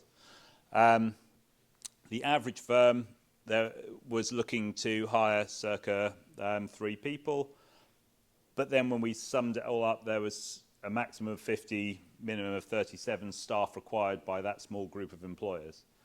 So even at the relatively micro level, we have a significant gap, and one of the things, or the ways I kind of think about it is, and it kind of works for any profession, if you're in a profession, you maybe know 100 of those specific skills. For me, welder fabricators, I can probably broadly go through my HR records and name 100 welders. Needing another 50 is a huge number. That is already kind of terrifying. And then when we add on an extra 1,500 required by Sizewell, the problem, when we say isn't coming into a crash, I think is already here. It just hasn't happened yet. It's like when you go to the airport. If you leave at the time the airplane takes off, it's already taken off. But you can miss that plane 5 or 6 hours before because you might hit traffic. So there's that crash is coming to us. Interesting. That 87% of companies would consider school leavers, graduates, or ex-forces in equal relation to each other, and 16 to 18-year-olds and ex-offenders in equal. So I don't know what that says about either 16 to 18-year-olds or ex-offenders, but there was about 50% of people would consider those. So again, thinking about how we address those gaps, we've got to be kind of broad and creative. And again, the 18 to 30 age range was key. 50% of people were also looking at automation because there isn't any other choice, but certainly in the short term, there are market-proven solutions that are able to solve some of those problems, but only ever as a par replacement. And then, interestingly, when we came back to the skills, willingness to work and willingness to learn were the highest items for getting, again, we always hear a lot of negative press about young people. I think it's totally ill-founded. The people we work with, we've brought in as apprentices are fabulous. I think it's our job as industry not to focus on they're not doing what we ask them to, but on how we motivate them. That is, if we rail against them, that's never going to work. So the willingness to learn is slightly disappointing, but it's probably a useful learning point. And then practical ability was the next sort of level. So what we ended up creating was a sort of skills gap matrix, and it's a bit of an eye chart, for which I apologise. But the attitude we put in orange because it's kind of something we can influence. Certainly once they get into the workplace we can, but it's also something that we have to hire for and have to find lower down or earlier in the career path. And then if we could create general workshop skills to provide to local employers, they can often teach them the microcosm that is welding, fabrication, those sort of items, because we are able to teach those in our own workplaces. So we're starting to structure pretty much a curriculum here that we then need to go out and figure out. But the nice link about the attitude is it drives it back into the school, college setting. So next steps, deep dive on the training and try and get that fleshed out. That was sort of very much a first stab from a brainstorming event. Refine the problem statement or accept it and get candidates to apply. That's kind of the next bit. Try and start that other side. So the other side is finding the basic raw talent upon which to provide this training to. And that's where I think we had a couple of conversations at the start, Phil. How do we then integrate into schools, how do we start driving out to spread the good word that this work is coming to the area, and we want to get those people coming to join engineering as a sport, and then how do we supply the training. So we drove past Rachel's facilities here in manufacturing. They've got an absolutely fabulous set of equipment down in the college here. And so how do we link that together with that? If we've got the equipment provided, and we've got the skills already in industry, how do we link those together to try and create something that works? If you're able to help us in getting in touch with schools, getting in touch, as I think we touched on it once earlier on, that link between people that go into welder fabricators generally have a mother, father, person in their life in welding fabricating. How do we get to the rest of them? If you can help us on any one of those sort of, please reach out to James, myself, or James. I don't know how I managed to collect all the Jameses. James. Yeah, do you want to change your name at all? Or Yeah, I think I should, just to fit in. Yeah. Maybe I could be a crane. Right. That was it. I'm not allowed to ask for questions, am I? But I did try and whiz through it. If you want to take questions now, because we can do it bit by bit. Yeah. Okay. Questions from the floor. Go on, Gabrielle. Just so anyone in the room that's not aware of what you do as a company, just a little overview of what Roundhouse do. Yes. And So, like your apprentices and stuff like that, and how you employ. So Roundhouse is a welder fabricator. We make precision units largely for the energy market. So we make effectively stainless steel ISO containers. Andy, who helped build Sizewell B there, we'd probably call them a bit more than that, but they're big stainless steel boxes. We build bespoke equipment for the packaging industry. So we would make the metal bits of what they then wire up and make robots out of. And a little bit of horticulture. So our work is effectively all of the metal structures. If it's metal, then we can probably make it. So, right. Darren, well, my question's to you, Phil. Sorry. Again, just presentation there. Is there an opportunity that you could provide kind of a way into some of the schools, certainly with the high schools, through your work with Lowestoft Horizon? Yeah, I mean we've got a good relationship with every school in Lowestoft, both through the cultural work we do and the original work we did, which was around careers and upskilling. And people probably forget now, but we brought the Royal Academy of Engineers here to do a big schools project 5 years ago because of Sizewell and because of the offshore industry and because of the third crossing and because of the sea defences, that if they all landed we'd never be able to build them. And we've done a lot of that work, but we still need to do more. And I think, particularly in primary school, I sense we've lost the impetus that we had and created. Because of COVID and because of squeezing budgets in schools, they haven't got the time and the capacity, but we need to get back in. And we've certainly got the relationship. And, we do fund the Prince's Trust Institute to come here and deliver quality CPD to the teachers, and I think that's the way forward. We need to turn those teachers into ambassadors for this piece of work. So actually some funding towards bringing more of that quality training to the staff who can then go back into the primary schools and the high schools and really talk to the children about the reality of this. And with the videos we've got of this is happening, this is not pie in the sky stuff. People still asking, when's the third crossing going to start, and all that work's gone on.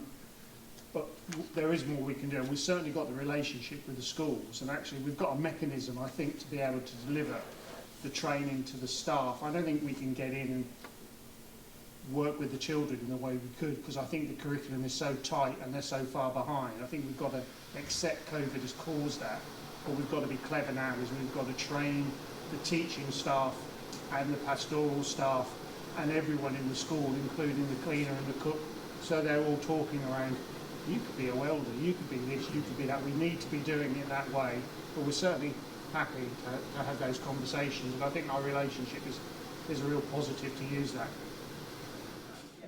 I spent my life in fabrication, pipe and plate, so I know exactly what you're talking about.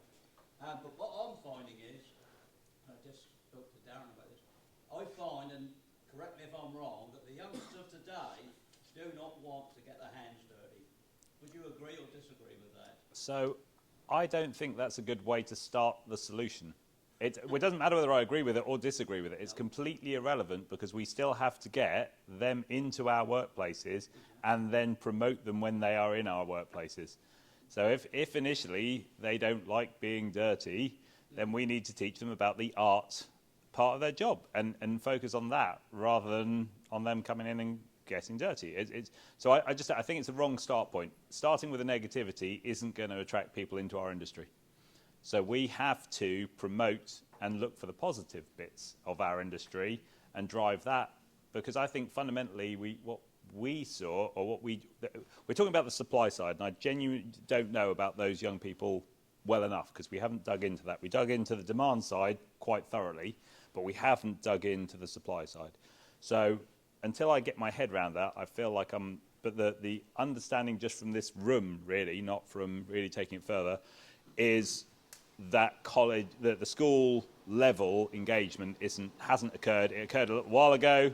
It was dropped. These things, because of the transient nature of a school population, don't stick. So that's been lost. So that's where we, I think, need to go back to and then work from there. And once we've got those young people in our workplace, it is our job as employers to keep them there. That is our job, to inspire them, to motivate them, to show them what awesome stuff they do. And that's where we have to focus, not on telling them that they're not as good as the young people 20 years ago.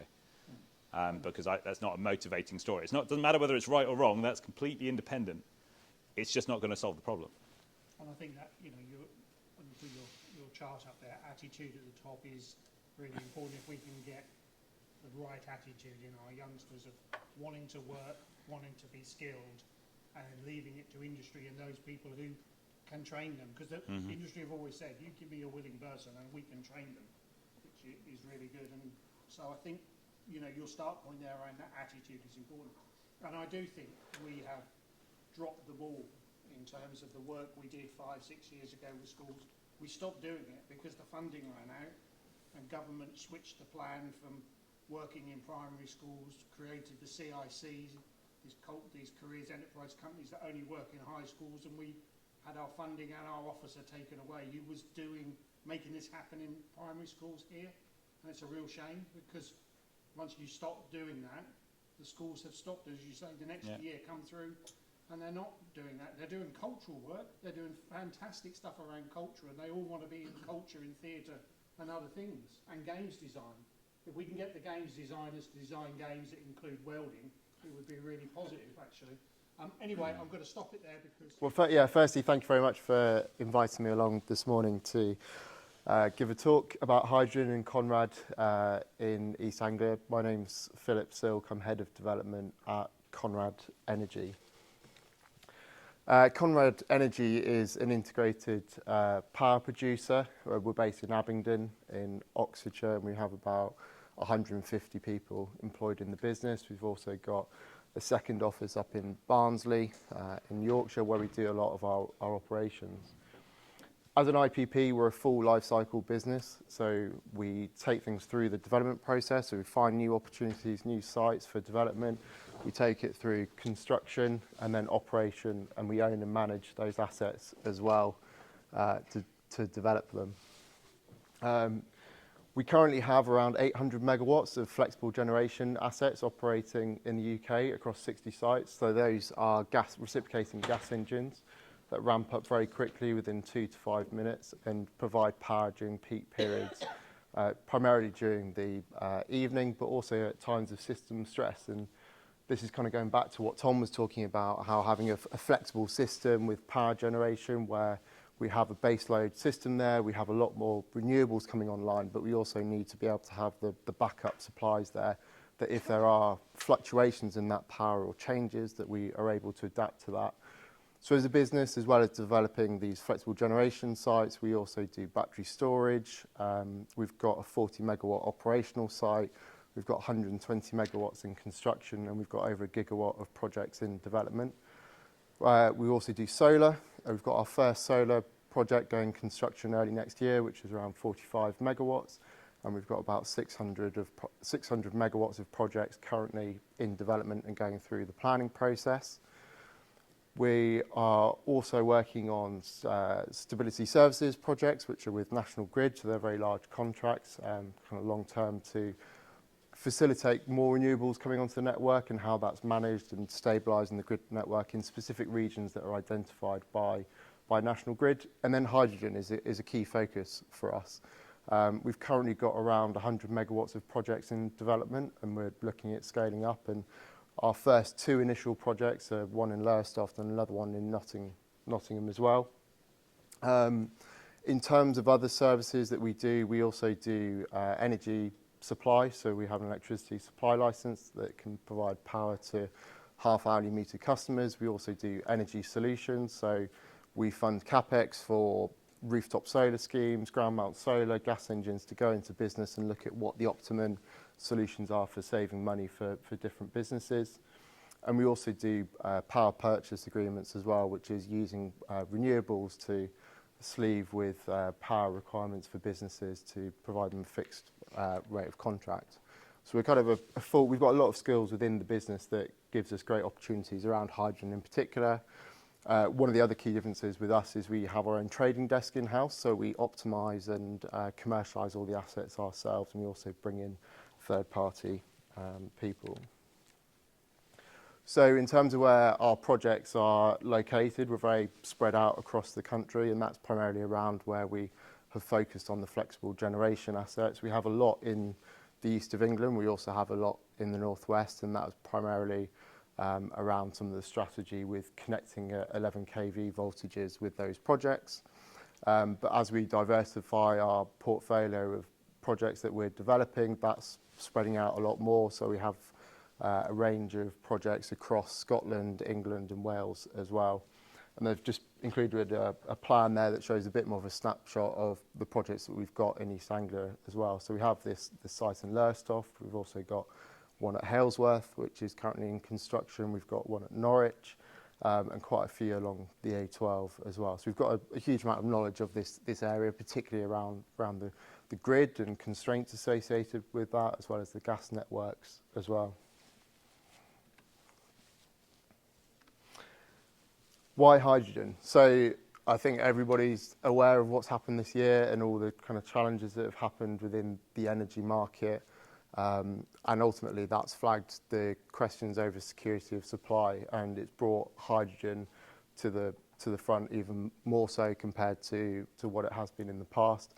There's a lot of people that have been working on hydrogen for a long time now, and kind of this year's really started to transition to the next stage and next milestones with how we can start delivering a lot of these projects and start meeting some of our targets. So the government initially committed to deliver 5 gigawatts of clean hydrogen or low carbon hydrogen by 2030. And then partway through this year, they increased that commitment to 10 gigawatts by 2030 as well. So there's a real drive by the government to promote and encourage hydrogen development across the UK. And as part of that, that just emphasises how the government sees and wants to have the UK as a key innovator and delivery of hydrogen projects, both specifically here in the UK, but how we can also take that knowledge and skills and technology developments overseas as well and help grow markets over there with that knowledge. And this is all with the ambition to get to 2050 with net zero as well. And it will be that piece of having a blend of different technologies, a lot of renewables within the mix, but also having some nuclear and other types of generation in the system that can react to those power changes as well. In order to help that transition and to facilitate businesses making the investment into it, the government has launched a net zero hydrogen fund, and there's a number of different strands to that. So there's around £240 million of funding that's been made available to do that. Some of it is focused on initial FEED studies and designs of projects. Some of it is based on securing CapEx contributions to projects.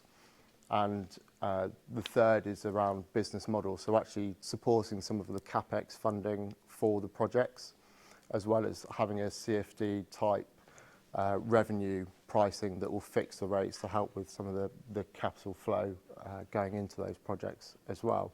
So there's all of this available out there. We have applied for our Lowestoft project to be in one of those strands, and waiting to hear back from the government at the moment as to what the funding decision will be on that. But we're looking to move those projects, the Lowestoft project, forwards as quickly as possible. And ultimately with this, but we've got to get the first project started, and the initial funding requirements that they've launched are focused on having projects delivered by 2025. So the government want to have operational assets in the UK by that point, and the funding requirements are all around that delivery within that initial window. So it's projects that are quite well developed to actually be able to do that.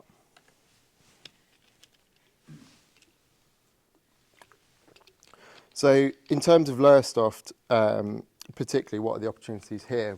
There was a study done by Hydrogen East, which Andy's part of, and they looked at focus around the power park and Lowestoft in particular to see what users and what opportunities there could be to bring hydrogen here. Because there was a lot of work being done elsewhere, particularly kind of at Teesside and in Cheshire, looking at kind of very large scale blue hydrogen type projects, and kind of East Anglia was being missed off of that map of what could potentially be here. And the findings out of that were really clear that there is a huge amount of scope to be able to do hydrogen projects in this area. And also there's a lot of the key deliverables and businesses and opportunities that will help drive that. At the end of the day, in terms of being able to do hydrogen projects, you need somebody that is going to produce the hydrogen, and then you need an off-taker, somebody that's actually going to buy the hydrogen and use it for a particular purpose. And within Lowestoft, that was identified that there are a range of different businesses and opportunities that could benefit from the hydrogen, and ultimately with a view to decarbonising various sectors. So whether that's being used within power, within transport, within marine vessels, power supply as well. And I'll come back to that and talk about it in a bit more detail.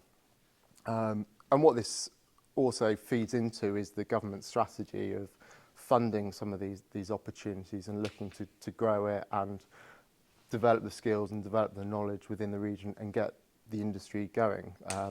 Some of the challenges at the moment are costs of doing it are high, and we're in a fluctuation with the energy markets as well. So it's a big commitment to progress into doing these types of projects. So our site at Lowestoft, I don't know if anybody's been there or kind of walked past it, but we have a flexible generation site which is adjacent to Nest Point, so it's just near the old gas holder and next to where the Orbis Energy Centre is as well. So probably 3 years ago now, we applied for planning consent originally for a flexible generation site with associated battery storage as well, and we received that consent, and we have the grid secured for that.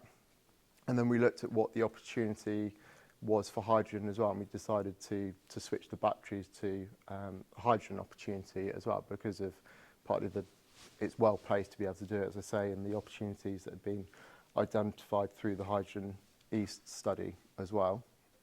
So we're currently fairly well progressed, as you can see through the photos, of building out our 7 megawatt flexible generation site. So there's 3 gas engines on site.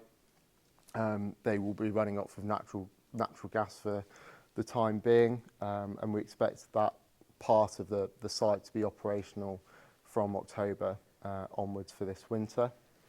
And then where you can see the excavator on there, that's the area that we've left for installing the hydrogen electrolyzers and associated equipment as well. So we're currently in the late stages of that. So we have the planning consent, we have the grid for it. And what that process is basically taking grid from the network, importing it into the electrolyzers. Through the process of electrolysis, that will generate hydrogen and oxygen. We then compress the hydrogen on site and also capture the oxygen, and then we put it into tube trailers, and then we're able to distribute it to different locations as to where hydrogen can be used. There is an ability to use the hydrogen within the engines as well, with a blended mix of natural gas and hydrogen. And kind of one of the key bits about the project is we're looking to develop it as a green hydrogen project. So what that means is associating it with renewable generation.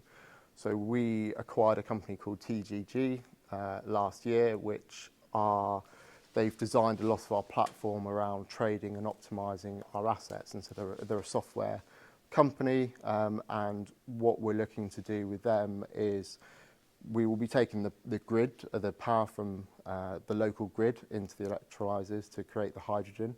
But what we'll be doing is linking that to a solar farm or a wind farm or a hydro project elsewhere, whether that's in East Anglia or somewhere else, so that we can then generate the green hydrogen.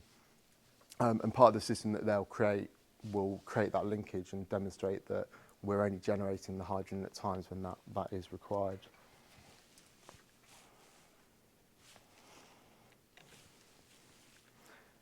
And in terms of timings for this, we're looking that it could be operational Q1 2024. So we'll be looking to make a final investment decision on it at the end of this year, early next year, to be able to get that going. But we're basically in a position where we have everything lined up, and it's just the final bits and waiting to hear back on the funding as well.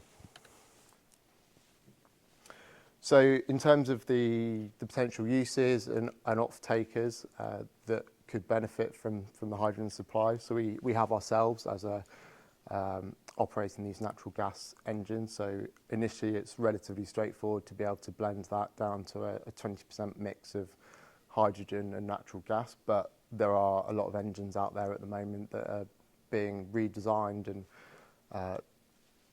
tested running on 100% hydrogen as well, and that's likely to be the future, as that will transition to hydrogen as well.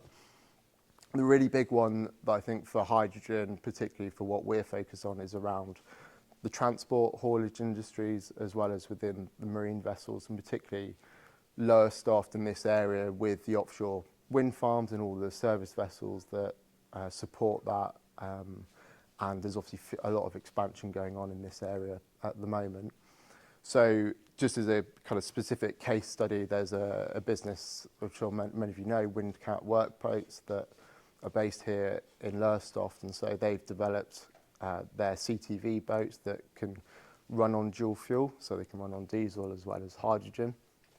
And they've got one boat that's currently operating in the UK at the moment, but they've just placed an order for 5 additional dual fuel boats to be deployed, and they're looking at kind of their opportunities around that as well. So with their parent company, CMB, they're very interested in what the opportunities are around marine vessels and how to decarbonise that, and could be some pretty significant CO2 savings in terms of switching from use of diesel down to hydrogen as well.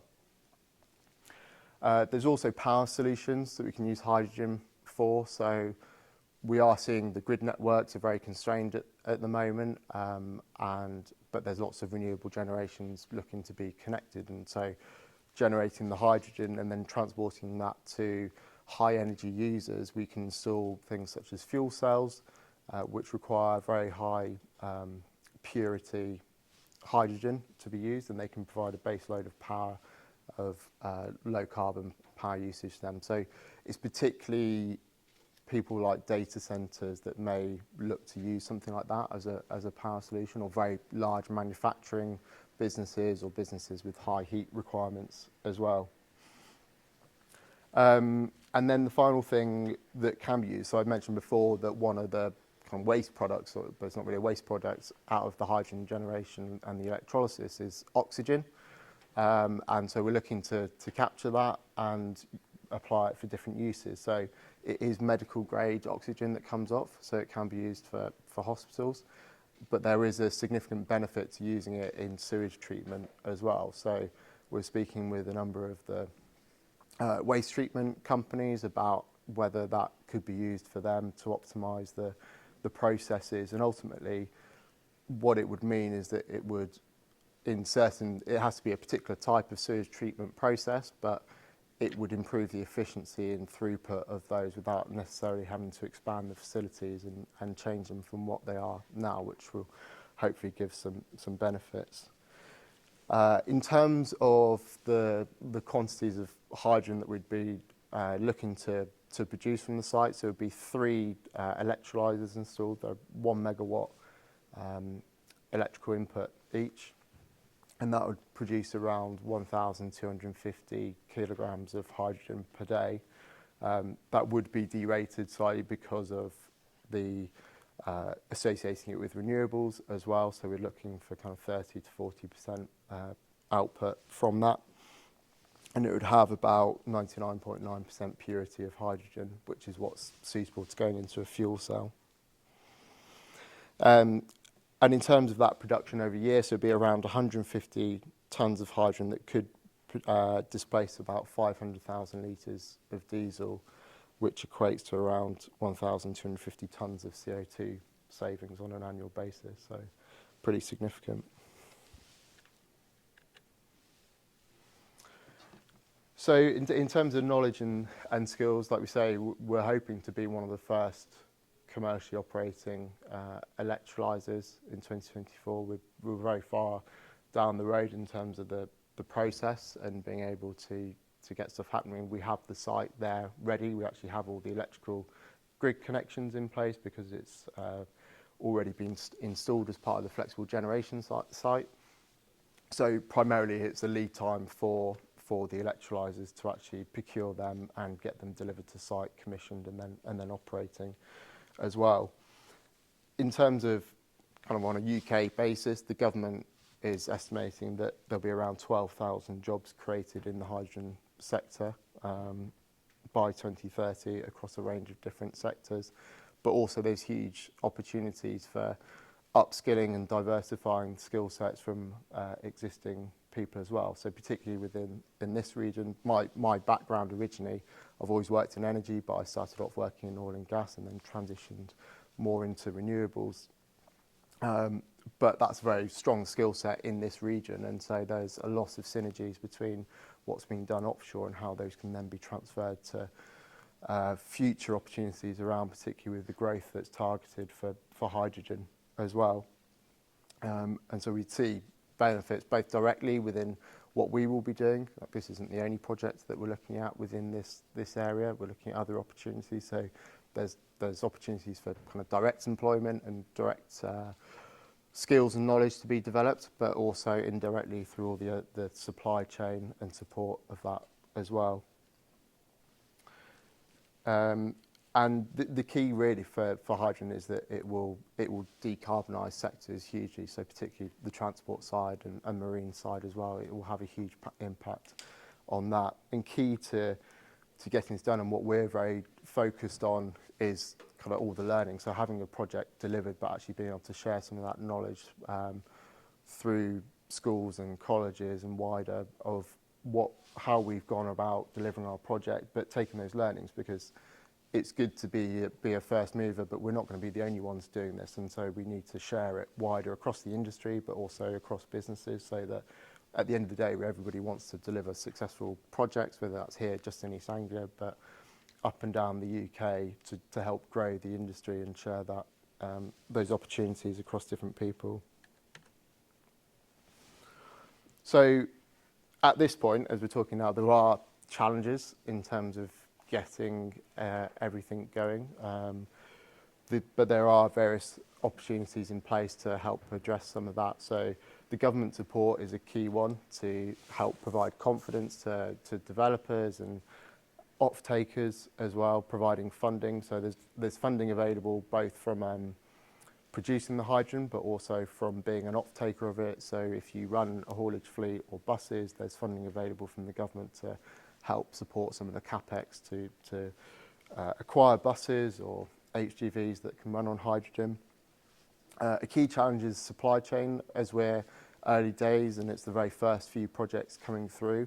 is that the scale is quite small, and so people are only generally talking about a few megawatts of projects. But as we scale up, and with the targets we're talking about, 10 gigawatts is a huge number to get to over the next few years, and so there's going to be a lot of expansion of existing facilities, and it would be great for that to be in the UK and for the businesses that are involved in that to create further opportunities. But that's kind of chicken and egg between having the orders for actually producing the hydrogen and ordering electrolyzers or the associated equipment, compressors, things like that, and having that ready.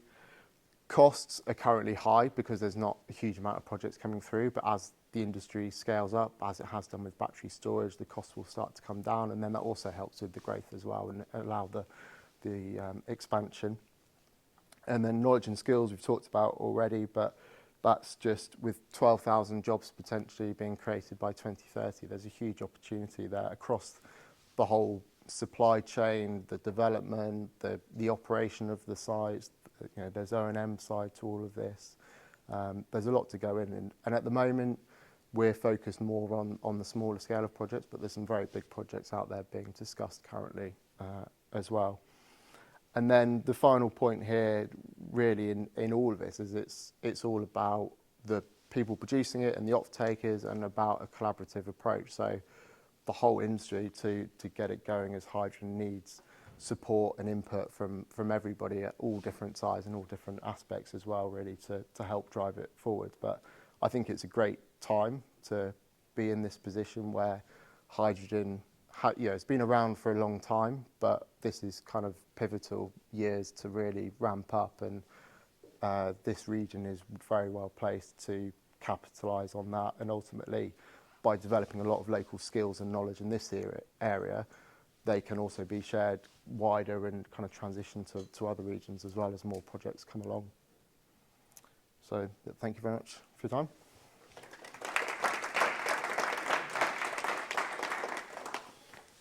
I'm going to take questions, but I'm going to sneak in first. Mainly for the cameras. Now, a couple of questions. So the water that you use to create seawater, or? So it's basically just domestic water, just possible water. So it's a question for when you scale up as to what the water supplies are and where do they come from. But the equivalent for the site in Lowestoft is a washing machine a day. So it's not a huge amount that can be easily supplied off of kind of domestic uses. It scales up the potential for seawater, just thinking about. Yeah, and desal plants and things like that, you can use all of that. So yeah, as you get to there'll be opportunities to do that, and water will be definitely a consideration in any of these projects going forwards. And secondly, for people watching at home who might think, I'm going to ask this question, but I can't because it's on the telly. Transportation of it, would it be by lorry? Yes. So again, there's the only thing about drivers and haulage and all that kind of thing. Running hydrogen lorries with qualified drivers would be the way it's transported. Yeah, definitely. There is opportunities potentially for private gas networks that you could connect the hydrogen into as well, but there will be, with any of these projects, it's unlikely to be just one off-taker of a hydrogen supply. You're going to have a number of different businesses that are going to use it. So to have all of those, although we're very fortunate in Lowestoft, there are a lot of businesses very close by. The likelihood is it will be transported to different locations, and it will be in tube trailers with HGV drivers as well to be able to do that. Yeah. Thank you. You first? Cheers. Yesterday there was a report from Ofgem that there could be problems with gas supply during the winter, and that means problems with electricity generation. And I thought, oh, great story. I'll write about the power stations which are just being built that you've mentioned. And I thought, hang on a sec, aren't they natural gas? So the excitement I had. So could you tell me, they are run on natural gas, and does that come off the grid? Yeah. Shortage of gas could be a problem for that? We're not expecting it to be an issue in terms of it. We don't. We do use a reasonable quantity of gas, but only for short duration periods. It's a balancing one, is it? A short thing. It might be significant for the town if there was some kind of... Yeah, I think we've got a lot of supply, we've got a lot of storage, we've got all of our LNG ports in terms of where the gas is coming in. We've got storage, although we don't have as much storage as probably what we should have, and there's obviously a lot of work going on at the moment in terms of looking to expand that. And I know that that's also linked to hydrogen as well. So up in East Yorkshire with Centrica's rough gas storage, that's something they're evaluating, is to convert that from what was previously natural gas storage to potentially be hydrogen storage as well. But yeah, currently based on predictions, but from our perspective anyway, in terms of the plants that we operate, we don't foresee an issue with gas supplies this winter for the UK. Okay, thanks. And just a supplementary, what's the sort of timeline for the hydrogen part of the, I mean, a rough timeline? In terms of what, delivery of it, or yeah, or the production? Part of that power station area. Oh, so well, we're hoping that we make the investment decision end of this year, early next year, and then it would be operational Q1 2024. So 12 months. 2024. Yeah, and the main thing around that is the lead time on the equipment and materials. So we've got the site there. We've actually got all the connections. Everything's there. We haven't put in concrete bases yet, but that's all fairly quick to do. It's more the procurement side of things that will take the time for that to be delivered. Thank you. Thanks. So are you going to, obviously being one of the first movers, are you going to have a sort of a local representative operating the site, or somebody that's available? I'm especially thinking around these links with the colleges and potentially opening up the site for site visits, demonstrations and things that could hopefully stimulate some of that interest. Yeah, definitely. I think we've already had some discussions around that internally in terms of how we service it. In terms of our operational base of assets, this is quite a remote location, although we have other sites, as I say, at Halesworth and Norwich. And so what we typically do is we have regional operational bases for people. So we source people from the region ultimately, and there's a lot of knowledge, particularly even on the gas engine fleet, that's coming from offshore marine vessels and things like that.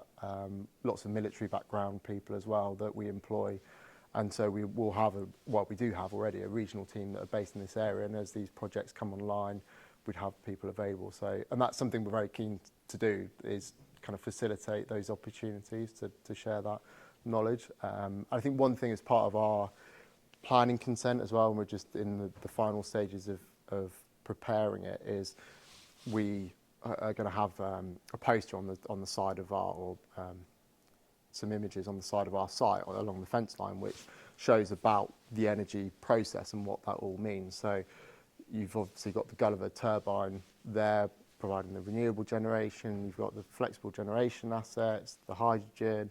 And what is that story? We've moved from a centralised energy system to a decentralised energy system where we have a lot more generation at the point of need into the local regions as well. So that's just going to help kind of tell that story a bit more of what that looks like and how hydrogen fits into that, and how are we transitioning to net zero as well. Yeah. And I found it fascinating that the byproduct of hydrogen is medical grade oxygen. Yeah. It's just got real potential. Yeah. And it's just finding people that will kind of use that as well, and we can, it's a kind of a full system where we can use everything that's generated as well. James? So does that mean, because you said you're taking the power out of the grid? Yeah. So if you've got Gulliver next door to it, can you actually take the power directly from Gulliver and power it? So you don't, and therefore with all the wind farms that we've got around here, they can go to a hydrogen operation rather than going into the grid and coming back out again? Yeah, so we're doing that. So in this particular instance, so we have the opportunity to do that here. And what we would also look at is being able to expand the site in future. And with Gulliver there, that could provide a direct feed into it. At the current time, we're just connected into the grid network to take our feed. And then... So how much is Gulliver enough to power what you need? No. Yeah, there wouldn't be enough out of that. And so we're looking at other projects where we would combine it with renewable energy assets as well. But that might be a bit more of a blended approach where we have a solar farm with some grid import as well to be able to produce the hydrogen. And there's also that stability of the power as well, because you know, with solar it peaks in the middle of the day and it's kind of getting the shoulder. But what we're looking to do is improve the efficiency of the generation so that we can offset it against other types of renewable assets as well. So could you ever see a case where you have your production power offshore next to a wind farm, and then Yeah. you're not bringing cables ashore and all the difficulties? Yeah, and there's people working on that at the moment. There's various projects. So. And I think I'm right. If Gulliver, which is the onshore wind farm here, anyone watching on afterwards, with the offshore, if it's run, if your generation is run by renewables, that's why it's called green hydrogen. Yeah. And what's it called if it's off the grid? Is So, it brown? so it's grey hydrogen if it comes directly from the grid network. So. Just for people afterwards, it's grey hydrogen if it's used the grid power. If it's used renewable power, that's where you talk about green hydrogen. And so grey hydrogen is not capturing the carbon emissions from it, whereas then you also get blue hydrogen, which is capturing the carbon emissions from it. So through steam methane reforming processes. So a lot of the projects at refineries, so at Fawley, up on the Humber as well, are all kind of blue hydrogen projects. So but we're the carbon. yeah.